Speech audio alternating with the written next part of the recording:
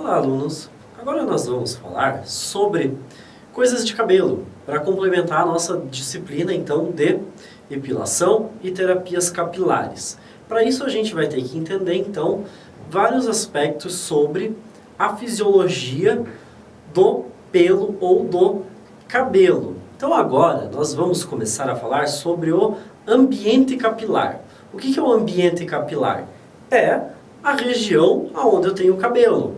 Ou seja, qual é o comportamento fisiológico do cabelo, o que é necessário para que o cabelo ou o pelo corporal cresça. Enfim, nós vamos falar sobre toda essa fisiologia.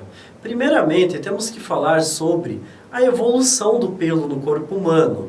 Quem aqui nunca assistiu um filme que fala sobre a humanidade no tempo da pré-história e sempre via aqueles homens e mulheres sendo retratados como bem peludos, né? Isso tem uma importância, isso tem um significado. Porque, de fato, naquela situação do homem pré-histórico, o pelo ele tinha uma função importante para aquele tempo que não tem tanto hoje. Então, o ser humano ele tem diminuído a sua densidade de pelos corporais. Isso porque o pelo deixou de exercer diversas funções e ele não é mais um diferencial de sobrevivência. Então essa genética do corpo muito peludo, cada vez mais ela vem sendo, ela deixa de ser um diferencial. Então ela não é passada adiante, né? Porque o que acontecia? O que é a seleção natural? A seleção natural é quando você tem a sobrevivência ou a existência daqueles seres que são mais aptos a viver numa situação. E lá no tempo da pré-história, o homem ou a mulher que tinham mais pelos, eles tinham um fator de sobrevivência a mais do que outros. Então, onde a gente tinha pelo? Pelo corpo todo, principalmente nas costas. As costas eram muito peludas. Até porque a gente precisava dessa pelagem nas costas para fazer a proteção contra o sol. Por exemplo, por que nós temos sobrancelhas? Elas existem para impedir que o suor escorra diretamente nos olhos. Isso era uma vantagem, por exemplo, para o homem caçar. Porque a origem do homem ela se deu nas savanas africanas, uma região que faz muito calor. Então, o homem precisava dessa barreira contra o suor para estar sempre atento, porque o principal órgão do sentido do ser humano é a visão.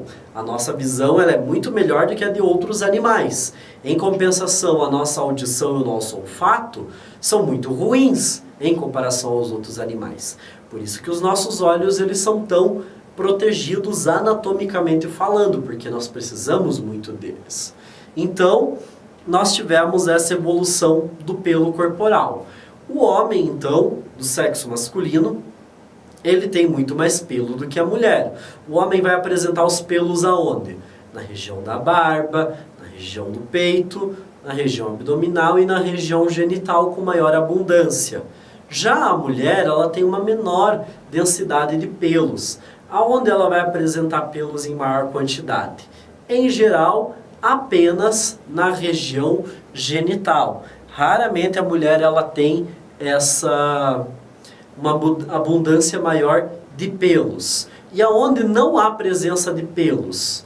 Na palma da mão, na planta dos pés, na região lateral dos dedos, no leito da unha e nos lábios. Porque são regiões onde a gente tem muito atrito e o pelo sequer consegue crescer.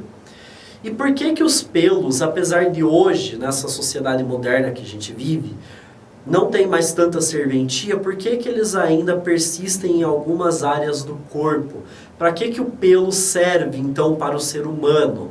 Qual que foi a utilidade do pelo para o ser humano? Porque a gente tem os mamíferos e os mamíferos têm muitos pelos, eles precisam. Nós, os seres humanos, nós temos pelos por alguns motivos. Um deles, que não é tão importante hoje, mas ele ainda tem essa função, é para manter o nosso corpo aquecido. De que maneira? Ele mantém o corpo aquecido porque o pelo ele forma uma barreira que dificulta a saída do ar e da umidade que transpira da nossa pele, que evapora da nossa pele. Então ele forma uma barreira e faz uma espécie de efeito estufa aonde a gente tem pelo na região. Quer tirar a prova disso? É fácil.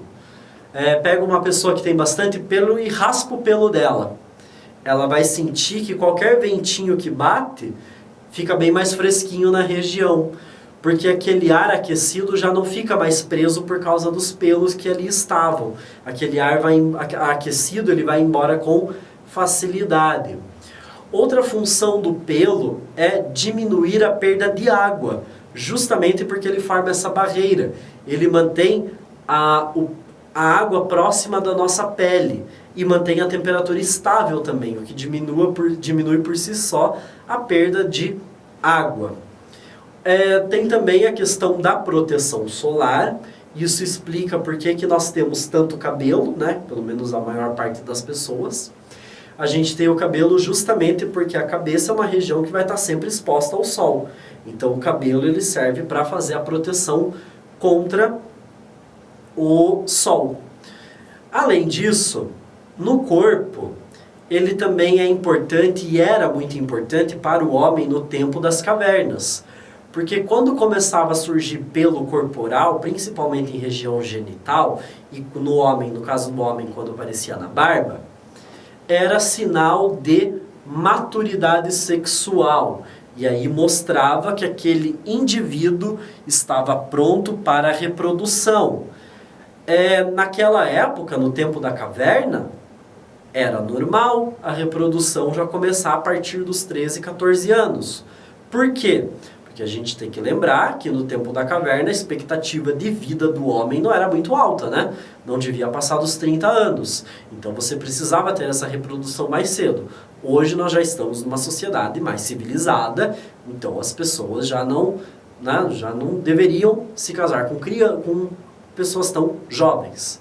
Mas enfim, nós temos também pelos específicos em algumas áreas próprias do corpo. Como, por exemplo, nós temos as sobrancelhas e os cílios, que servem para quê? Para proteger os nossos olhos, evitar que entre sujeira nos olhos ou suor.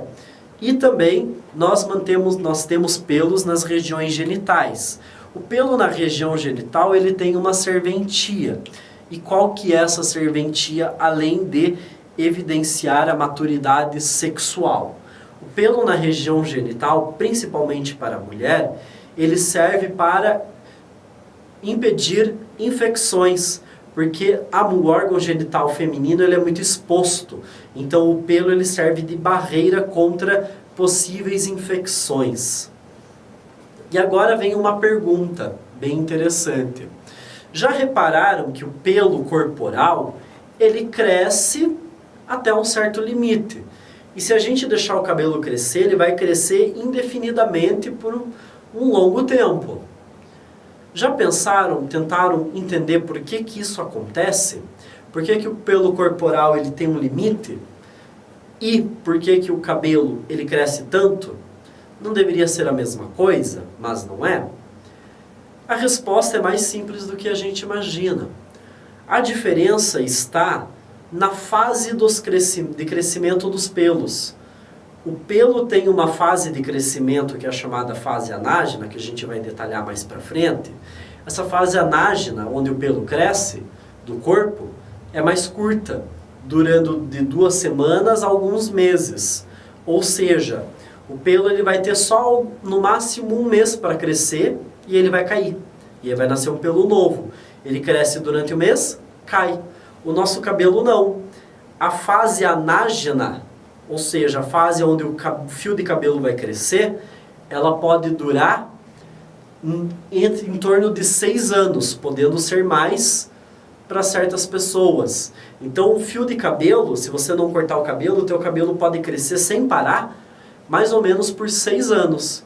E aí o que vai acontecer? O cabelo, obviamente, fica mais comprido. Então, agora, nós vamos fazer uma pausa e, em seguida, retornaremos para falar sobre as fases de crescimento do cabelo ou do pelo corporal.